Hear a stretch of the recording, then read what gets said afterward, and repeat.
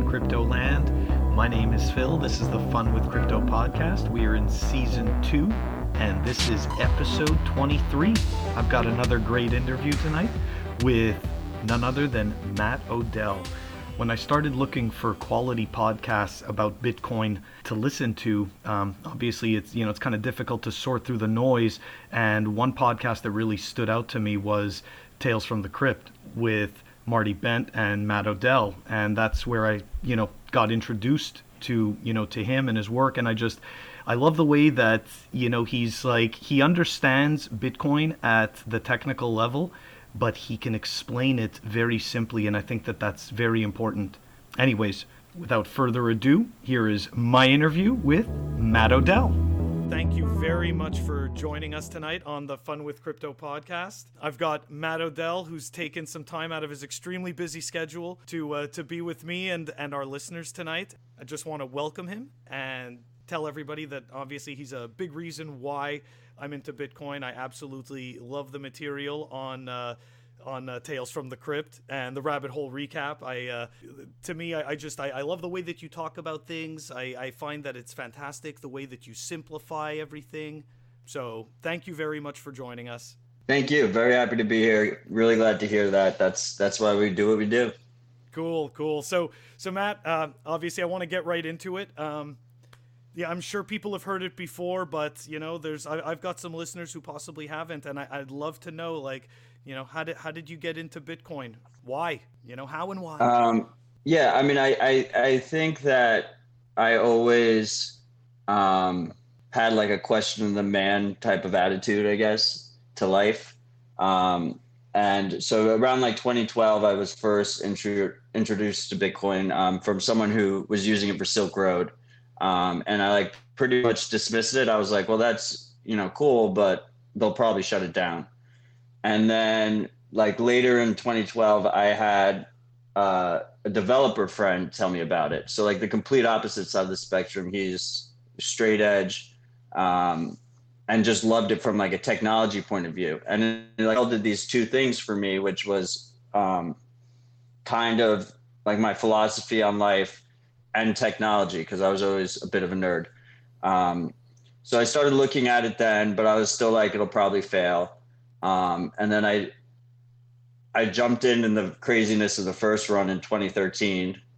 And then I kind of got my ass handed to me a little bit in that second run, which was the one that went up to 1,200.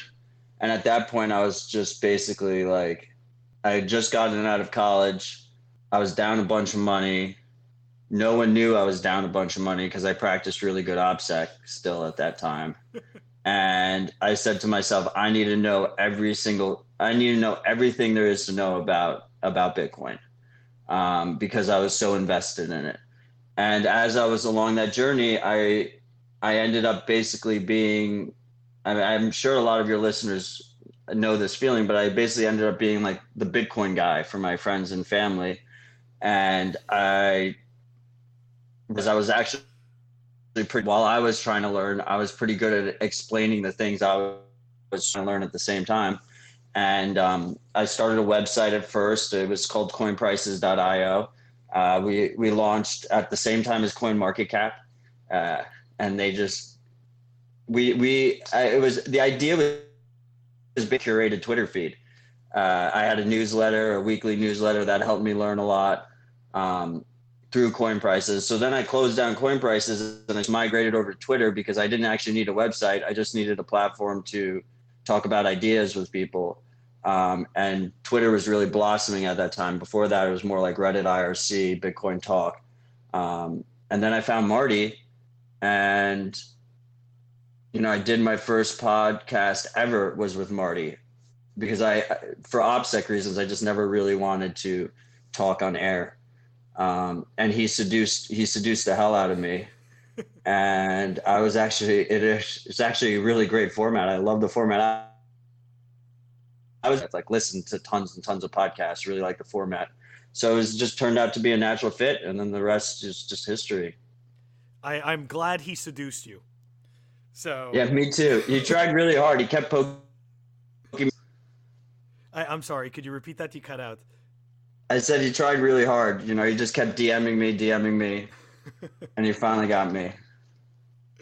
Well, I'm glad that he did, because it helps out. It helps out a lot of people, and especially for for people like me who, yes, we're technical, but we don't really get it necessarily 100%. And I think it's a fantastic way that you're able to to marry the two and make it easy to understand.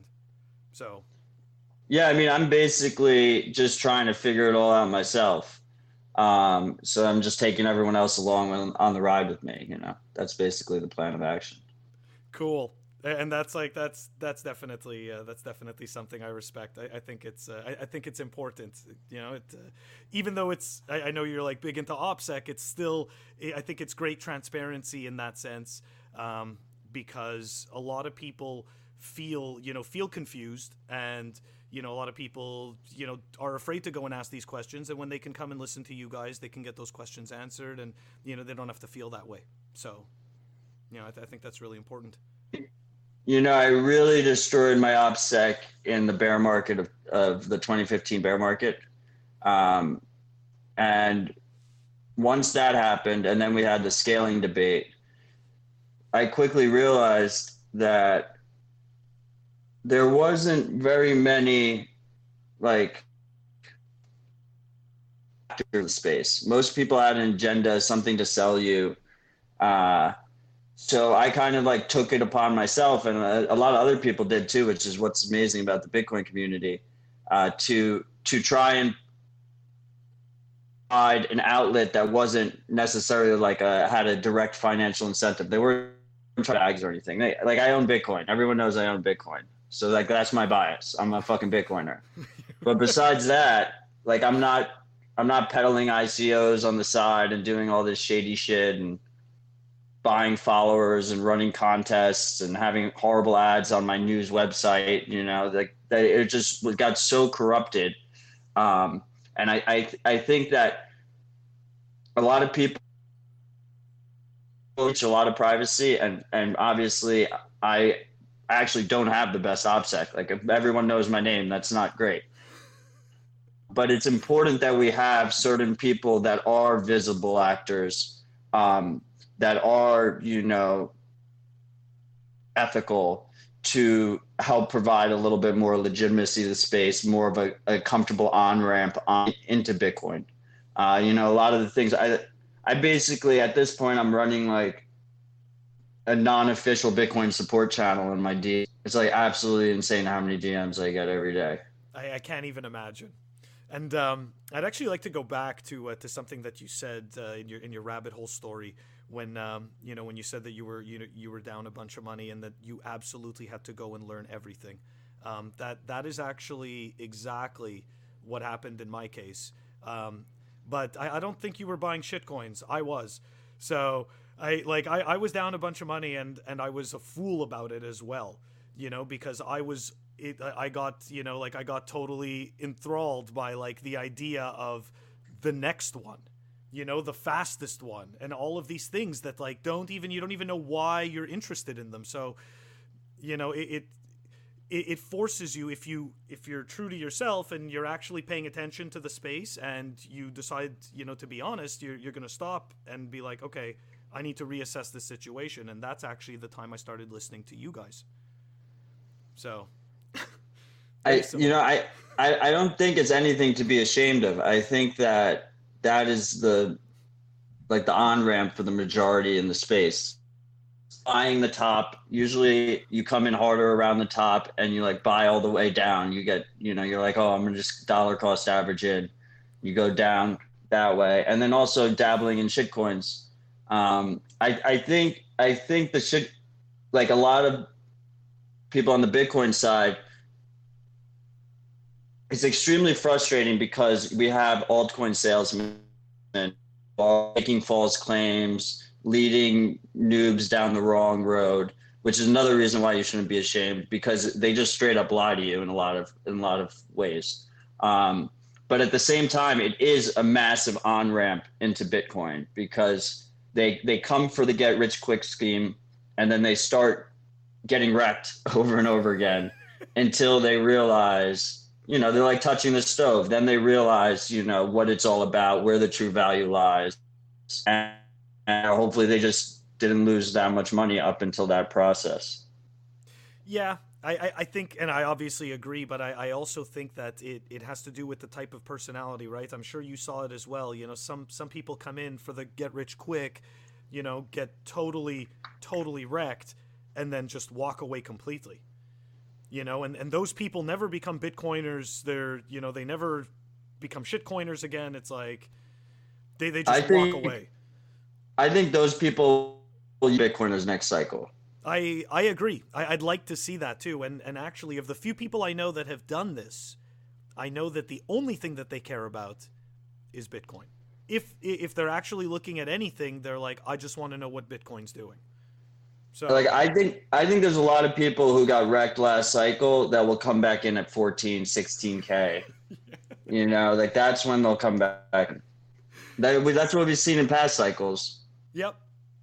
I wasn't there, just so you know. I wasn't there for 2013. I came in at the beginning of 2017, and not for anything market related. It was for a use case, that wanted to get something that couldn't be purchased any other way.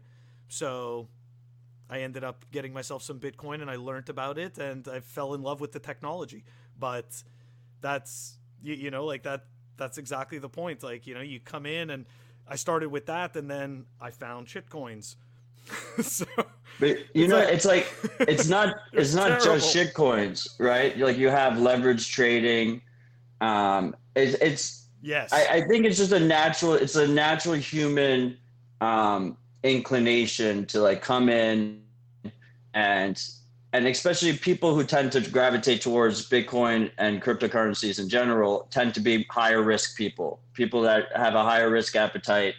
They really want to get rich quick, and they want an easy way out. So it's just a natural human desire to do all that, which leads you to leverage trading and leads you to dabbling, especially in like the shittiest of shit coins, like just the worst of that like high return chance. And that's one of the reasons why I've been trying to dollar cost averaging sexy again with stacking sats, is because it's like crazy. I mean, the stat that I tweeted out last week, I think was the first time in a little bit where at any point, if you had just started dollar cost averaging weekly at any point in the history of Bitcoin, you'd be up. Yes. It didn't matter when you started. And I was preaching that during the 2017 run, and like no one wanted to hear about it because honestly, dollar cost averaging sounds boring as fuck. But stacking sats, badass. You found the narrative, my friend, and it's totally killer. And as you know, we all use it many times, and it just appears thousands of times over and over again, and it's so great, and I totally love it. Stacking sats is definitely the way to go. And then I have the people who are like in my mentions, like, oh, we should use bits. We should use, this denomination or that denomination. Like, this is Bitcoin. You can use whatever you want. But I think the market has been pretty that people are idiots and they want to hold like large amounts of numbers of things. They don't want to hold fractions. Like Ripple's like an absolute piece of shit, but they pioneered let's just create a shit ton of tokens. And like all the altcoins have done that. Almost every single altcoin has their default unit is a higher supply count than Bitcoin. And why is that? Is because it works for human psychology. It does. It's unit bias. Yeah, exactly. I mean, it's totally ridiculous. And the reality is that, you know what? As many hundreds of thousands, if not millions of those tokens as you can hold, none of them are going to feel or have the effect that one Bitcoin does. 100 million sats. 100 million sats. Sorry, I didn't want to offend anyone. Okay, so let me ask you this, because you're like because I find you create a lot of material that's very noob friendly and that's great for onboarding. Your position on custodial versus non-custodial, like in terms of like like for example, right? Like obviously Cash App is like the main thing. I use it all the time. I don't have a problem with it.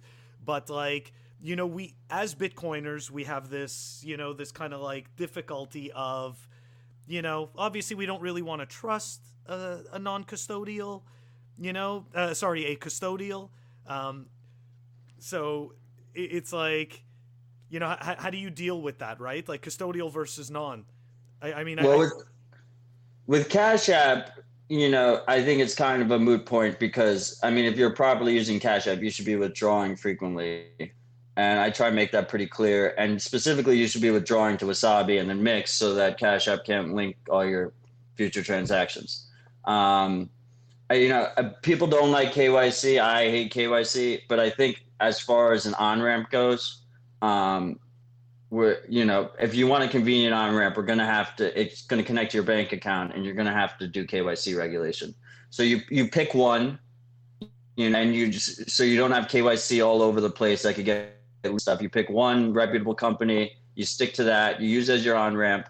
As far as KYC for on-ramps and fees are concerned, the Cash App fee is pretty low for a brokerage service. You're going to have to pay, you're paying more than if you did like a limit like that, but it's a brokerage service. It's really simple to use. And I think people complaining about fees are really short-sighted. Like we should just be trying to accumulate as much Bitcoin as possible. Like obviously use the lowest fee you can get, but we're trying to accumulate as much Bitcoin as possible. And the fees are going to be negligible in comparison to the possible gains we see. When my first Bitcoin I bought it through Charlie's. I had to call up on the Western Union phone. It took 3 days. It was like a 30% fee. And it was one of the best trades I ever made in my life. Like, imagine if I was sitting there and I was like, I don't want to pay a 30% fee. That's ridiculous. Like that, you got to do what you got to do to get it. As for custodial wallets, like we have to be really careful there because it's not your keys. It's not your coins. You can lose them at any point. It doesn't have the censorship resistance of Bitcoin.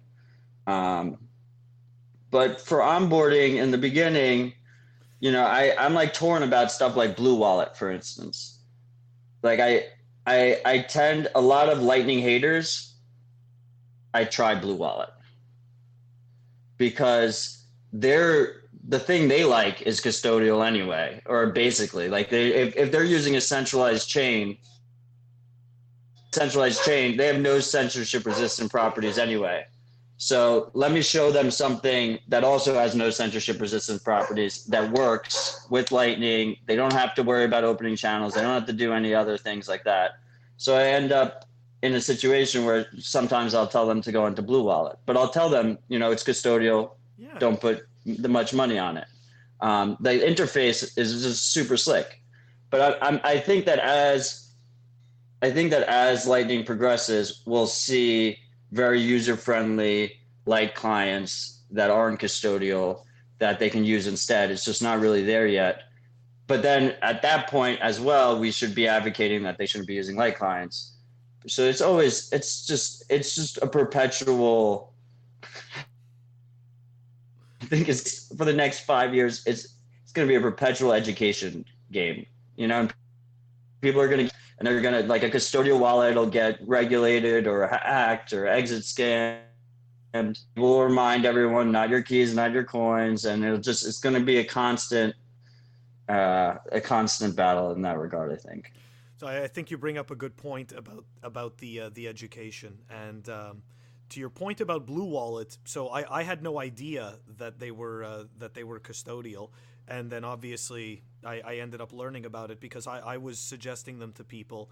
And not that I have any problem with it, but to your point, it's important for people to know the difference. It's important for them to be able to understand why it's different, but also as well, we're going to see when Neutrino gets implemented fully, we're going to be able to start to see some different clients. So that I think is going to definitely help things out. Yeah. So with Blue Wallet, I think custodial, but the Lightning portion defaults to custodial. And if supposedly there's a way to use the Lightning custodial, but I've never tried. I wouldn't use Blue Wallet if I was going to use a non-custodial option. I'd use like Zap or something. or like Async. Async has got a dope Android app. But with the neutrino, we're going to have our own issue, which is it seems like the plan here is new user onboards onto Lightning, boots up their neutrino-powered Lightning client, and then the wallet basically connects you to one node or two nodes for liquidity. And then the channel, and then you so you basically open one channel, you make it a private channel maybe to like a routing node. Hopefully you're running the whole thing through Tor, and then you just instantly balance channel so you have liquidity on both sides. So the issue there is I think a lot of user-friendly wallets are going to couple that channel opening process, and it's going to go to their routing node. So then you have like this quasi-custodial situation where it's not custodial, but there is a trust involved in that you get like these kind of like you get like more hubbies kind of system, right? Where you're like trusted nodes them to, it's not really a trusted node as much as because of neutrino, you're pulling with block filters, you're not pulling it directly from that node. But the actual, in terms of Lightning, you're trusting that they stay online, and you're trusting that they don't try and do a malicious close on you while you're offline. So there's steps there that are going to have to be. Neutrino isn't a silver bullet. I think that the best thing we could have is like the node at home, like a node in a box that all your devices connect to. And you don't even need your own, like a head of the household, friends and family and stuff can run it, and everyone can connect back. Even if you just use a light client and open a channel with it, you don't even have to have any kind of explicit trusted node type of situation.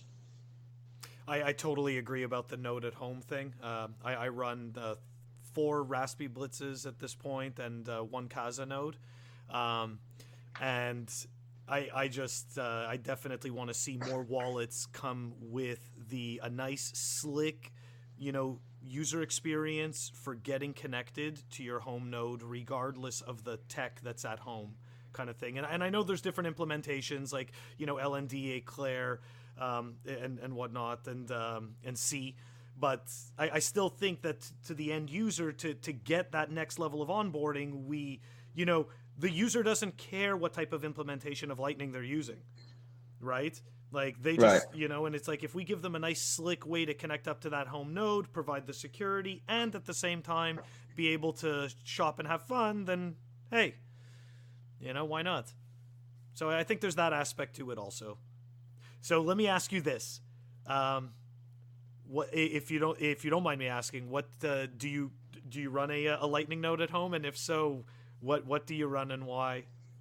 Well, are you connected to? Well, we had a Nodl, but it is currently being operated by an undisclosed person. The Tales from the Crypt node. Are you aware of this node? I am not. It is the largest Tor only node by a number of channels. And it is the second largest Tor node by capacity behind y'all's. And I think it's the 46th largest node by capacity overall, and nice. The 49th largest by channels, but it's all run through Tor, and we don't know who runs it. But he's reciprocating channels, so if there's a channel with him, cool. He will reciprocate a channel back. The Nodl runs it fantastically. It's a really good product. I run Lightning Power Launcher as the node launcher as well. I've used that.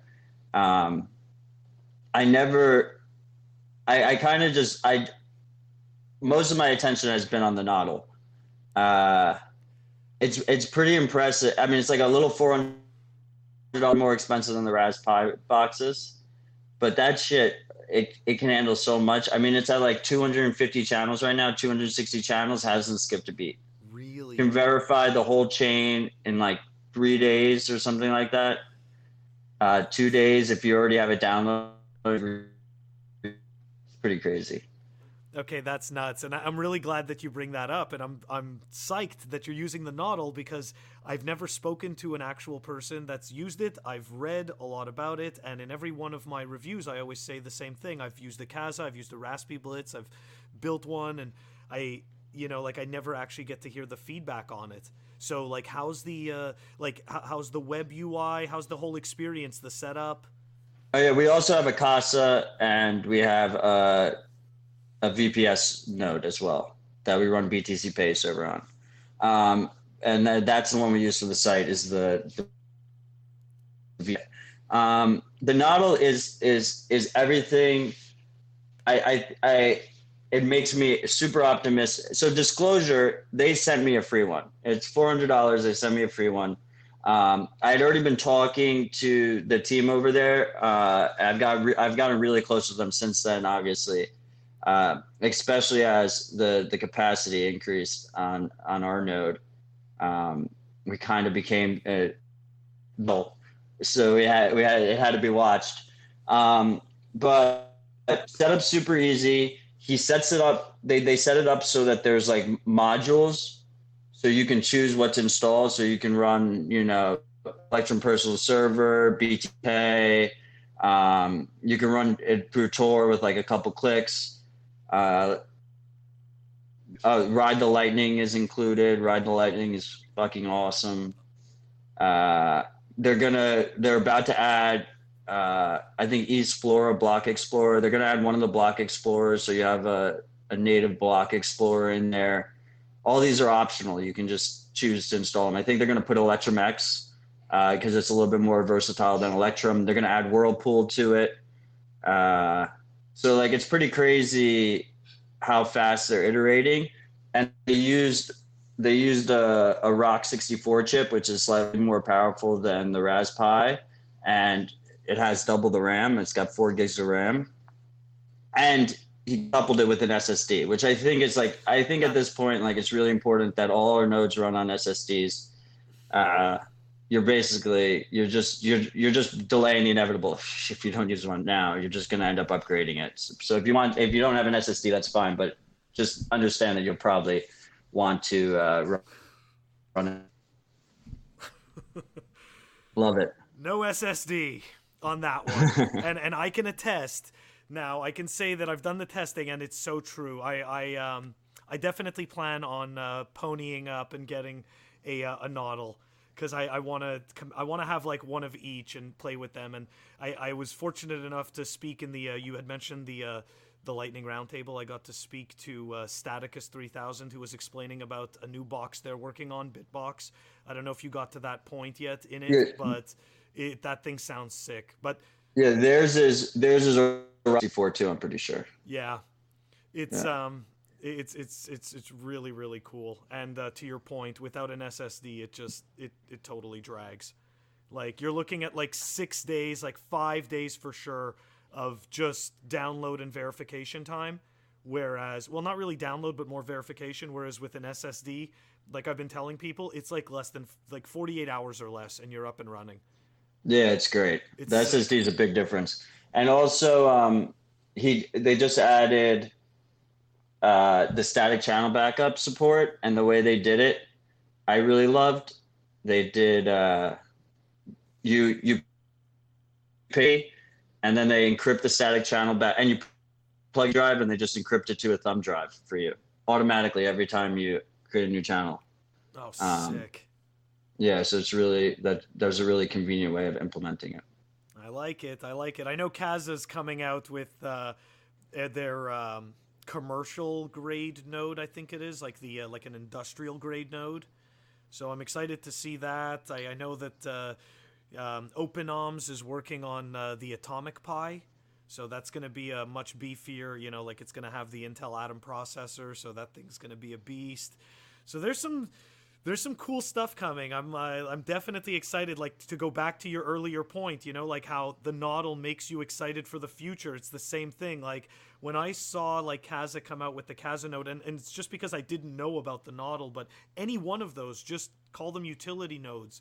When I saw that happen, like, I knew. I'm like, okay, this is like, we're taking that next step, Yeah, I mean, I'm also a sucker for the hardware. Like, if you want, people say like Bitcoiners spend their Bitcoin. Like, you want to get me to spend Bitcoin, you just make me some sexy hardware. Me too. Whether that's nodes, whether that's wallets, like I will just always, um, yeah, yeah, exactly. Like I bought a couple cold cards Okay. the other day, and it was right before the price went up, and just the Damn price it. like skyrocketed right afterwards. I was like, of course, it's because I spent. Okay, so I was gonna go get my cold card. I got one too, and I'm like totally in love with this thing. I think Do you it's have the a clicky button one? yes. Here, hold on. He's back. Or maybe not. I'm back. He's unwrapping his cold card. Yes, I'm unwrapping the cold card. I've taken it out of its fancy plastic bag. I love it. Is it I love not? that you're. Okay, Yeah. so let me ask you this. I actually wrote back to them. It's NVK that does this, right? Yeah, Rodolfo. Okay, Rodolfo does this. So I actually want to have one of these things in mint condition to just keep forever in mint. Is that Uh, is that kind of weird? So you're gonna get another and just keep it mint? Yes, never take it out of the packaging. Is that Yeah, I mean, is I that guess. like, it's the coolest thing. It's just like that. I love the dice. I love like all the hardware that they make at who does it? Who makes the what's it called? The wooden engravings. Is it Crypto Graffiti? I to your point though, it's just going back to your point about spending Bitcoin. Like, make cool shit, and I will waste Bitcoin. It's plain Yeah, and that's simple. pretty much it. So I had the V1 cold cards, and those old buttons fucking sucked. They were horrible. So the clicky buttons are a really really big upgrade. I got unreasonably excited when I started clicking those buttons for the first time. They're sick. It's so good. Okay, so I wanted to also ask you about, because there's been this like a whole bunch of like Twitter rants going on about was it Laszlo's first commercial use of BTC, right? He spent 10,000 bitcoins to get 2 pizzas. Yeah, they weren't even And real pizzas. They were Papa John's. exactly. So it's a total plastic, plastic and sugar.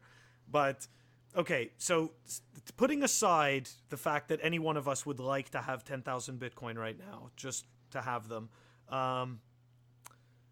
like philosophically, I believe it had to be done. Whether it was pizza, whether it was toilet paper rolls, whether it was a frickin' paperclip, I felt that it had to be done in order to take like that next step. What are your thoughts? Yeah. Like, whether or not you agree or disagree, like what are your thoughts on this? Like, philosophically, like, did something like that have to occur?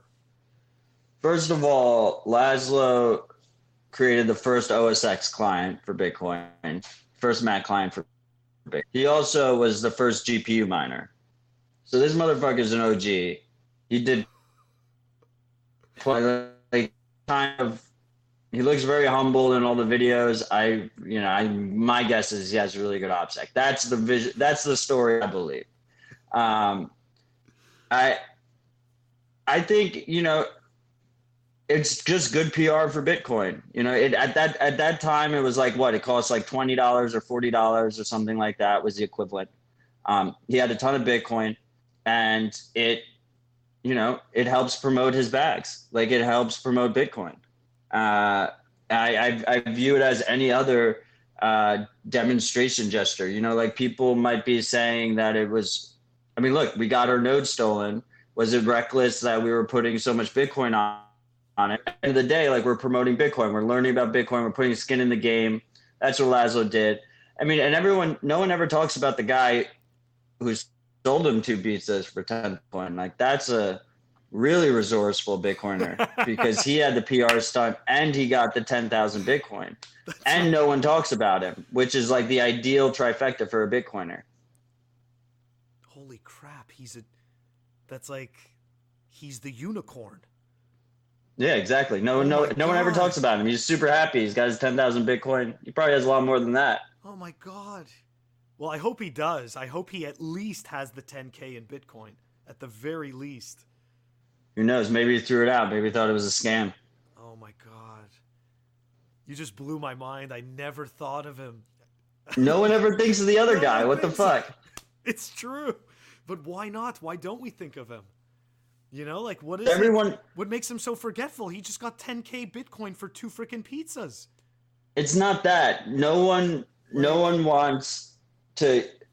No one really likes to talk about. They want to feel better about themselves by demeaning Laszlo it's and true. saying like, oh, he's such an idiot. Like I would have done it differently. Like motherfucker, you didn't even know about Bitcoin or buy any. Like so what?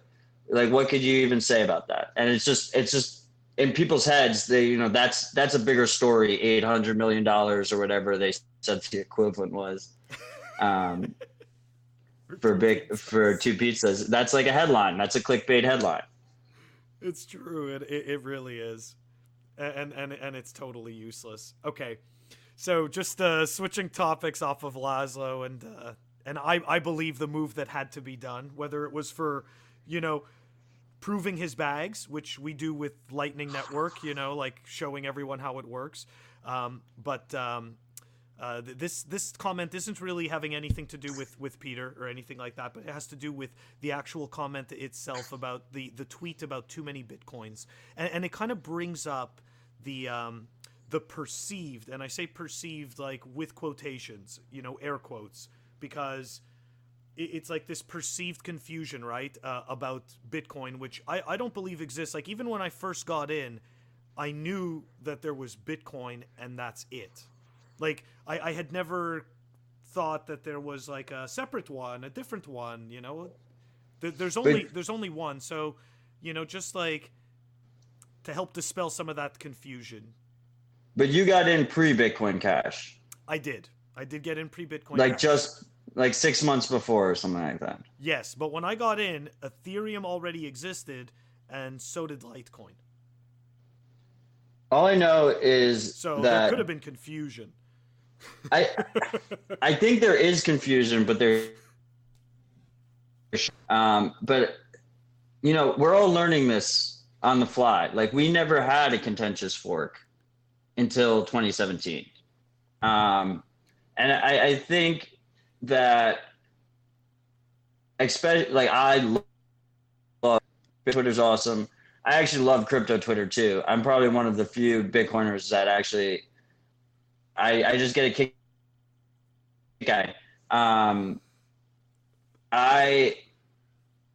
The confusion is there, and it's confused more on both sides because they're trying to mold a narrative that lacks nuance because it's not good for nuance.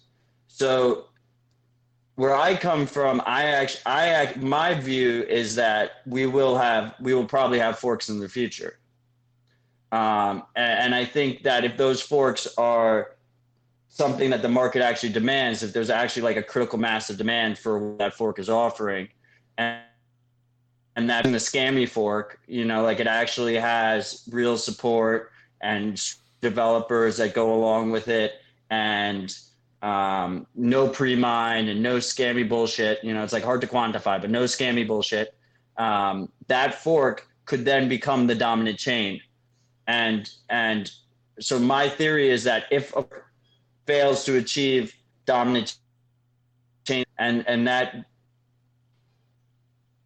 quicker if we have liquid futures markets pre-forks, which is what we're even seeing for the shitcoins now. So we probably will see that in the future. Then it is destined for zero.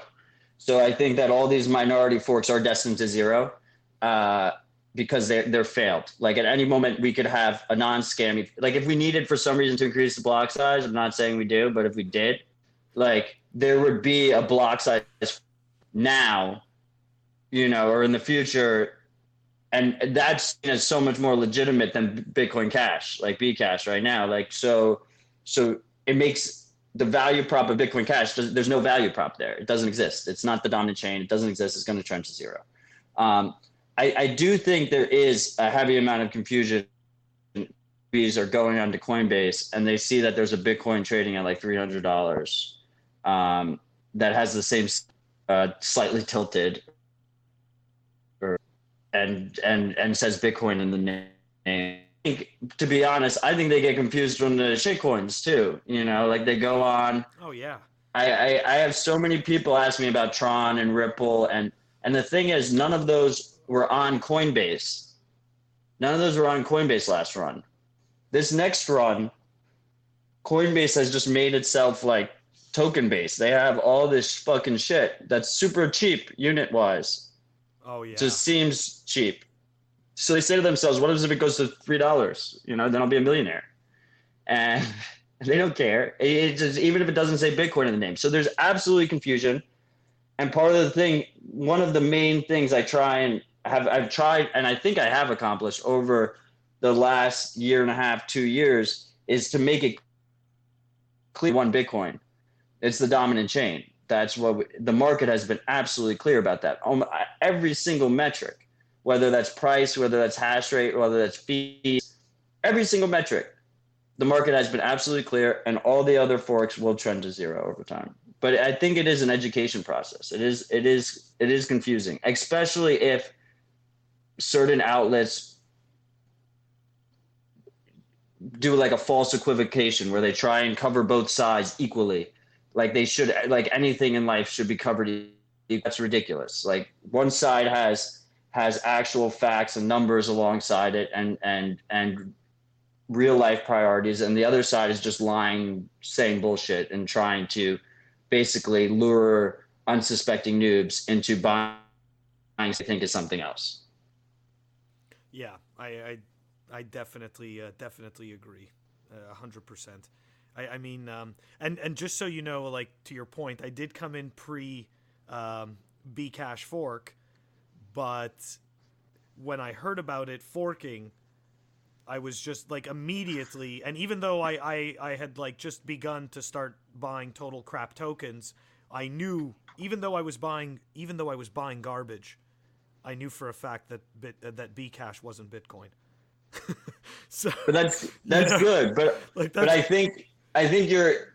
It's a I bias. think there are people that do, like that's good. I'm glad. Me too. You know, but I know some smart Bitcoiners that fell down that hole too. You know that they, and it's easy to believe the crap if you want to believe the crap. So they tend to do that. It's an unfortunate reality, but they will, you know, they'll come around eventually or they'll get wrecked. So it shouldn't be something that, you know, it sucks for the users that get wrecked, but I don't think Bitcoin is negatively affected. I think the market is very clear, and it's and Bitcoin. For instance, I think the Bitcoin Cash fork was a net positive. I think, you know, we hit all-time highs afterwards. I think we expel out of the non-productive people in the community that didn't have the right priorities in line, that they just had ego in line, and I think it's contentious for world, like that Bitcoin could be super successful still afterwards, and especially SegWit2x. I mean, because like a lot of people said that was going to happen, and I'm telling you, if you were actually watching on the, like as it was going down, like it was never going to happen. Like SegWit2x was, we were never going to let that happen. Yeah, you could tell that was being shut down the whole way through. Yeah, you really could. And I think it made Bitcoin stronger. Like I think I think forks, and if you were a smart Bitcoiner, you got a dividend out of it, you know. So, it was a cleansing process. Exactly, I think it was a cleansing process, and the people that were on the, you know, and the beauty of a fork is that if you do nothing, you're good no matter what. Like if you don't want to take that risk, you sit tight, you know, as long as you hold your own keys. That's another reason why, because, you know, non-custodial is super important. But as long as you hold your own keys, you get both. So you can sit tight if you need to, and see how the market reacts to it. That's right. I was one of those people who got rid of their Bcash right away. When like I think like within the first 24 to 48 hours of it trading, I think it had like a pretty violent swing from like $300 to $800 or something like that, and I just got out as soon as I could. Yeah, I Because mean, I didn't when know the what it was. I didn't even know what I was doing. So yeah when the B Cash fork happened, it was like August. Like I think we were trading at like 3,000 or something like that. yep, yeah, it was like yeah Yeah. we. It was like it was just jumping like 1K. You know what I mean? Like every week we were just like it was nuts. That was such a crazy time. I had never seen. I mean nobody's ever seen anything like that. I think we ain't seen nothing yet. I think I agree. the next cycle is going to be even more ridiculous. I totally agree. So, okay, is there any imparting words of wisdom from Matt Odell before we close out? You know, I one of the things that I think everyone should always ask themselves are what are the trade-offs? Like I think that's like it's a really good route down to try and learn about something is what are the trade-offs? How does this thing break? What are they giving up for whatever they're doing? And I think usually if you go down that path, you end up at Bitcoin. I know I did. And one of the things Me too. is that if you know telling people that are fucking around with altcoins that every altcoin is not that effective. They just tend to use the straw man argument that you're a Bitcoin maximalist and that your opinion doesn't matter. And that's why the straw man of Bitcoin maximal by Vitalik in the first place. But I try not to tell people that. I tell people it is absolutely the best investment here in terms of risk reward ratio. And if you ask yourself what are the trade-offs, you'll realize pretty quickly that most of these altcoin salesmen are just selling you lies. They're not ever telling you the trade-offs. And like one of the issues that Bitcoiners have is that we tend to be both ethical and extreme. So we over talk about, or I mean, I don't think we over talk about it. I think we talk about it. We should talk about it more, but we talk about the trade-offs with Bitcoin all the fucking time. Yes. And we're constantly prefacing everything we talk about with, oh, but it's not 100%, censorship. It's just censorship resistant. It's not censorship proof. It's not instant, it's not absolutely free with no, we always have the trade-offs. And the altcoin salesmen don't ever do that. The world computer, everything was going to be free and there's going to be like magical unicorns and stuff. Like, of course, that sounds fucking awesome, but it's not realistic. You're never going to fucking do that. And so you have to think for yourself that every single person is trying to sell you their bag, Bitcoiners included. I just think we have the best bags to sell, but don't trust and actually like don't even trust us. Like fucking do your own research and like look into this shit. Ask what the trade-offs are. Play with it. The best way to learn is to play with it. Run your own Lightning node. Run shitcoin nodes if you want, but don't convince yourself that you're dabbling, like you're actually learning about shitcoins if you're never moving them from Binance. Like then you're just moving like the integers around on Binance. Run your own fucking shitcoin node, pull your shitcoin out to the node, see how horrible it is, see all the trade-offs, and learn that Bitcoin is what you should. There's just so much shit is going on in Bitcoin. How can you? There's not enough time to focus on everything else. You have to focus on what's important. We're changing everything here, and ignore the noise. Very wise words. Thank you so much. I really appreciate your time. And again, I love what you do for Bitcoin. And like you said, don't trust us. Do your own research. Exactly. Thank you so much for having me. If you want to find me, you can find me on Twitter at Matt Odell, at Matt_Odell. I'm going to be putting that. We have the pod. I'm going to be putting that in the show notes. I'm going to put a link to your podcast in the show notes. And didn't you, before we sign off, didn't you start another site with like final countdown? It's finalmessage.io. Yes. So I'm going to put a it's link. It's a dead man's switch. I'm going to put a link to that in the show notes as well. Before we sign off, do you want to explain about it just quickly? recipient of choice. So you can put anything you want in the encrypted email. It works particularly well for one of and multi-sig key. If you want to send multi-sig keys to someone if you die or something like that. Super simple. Does that make sense?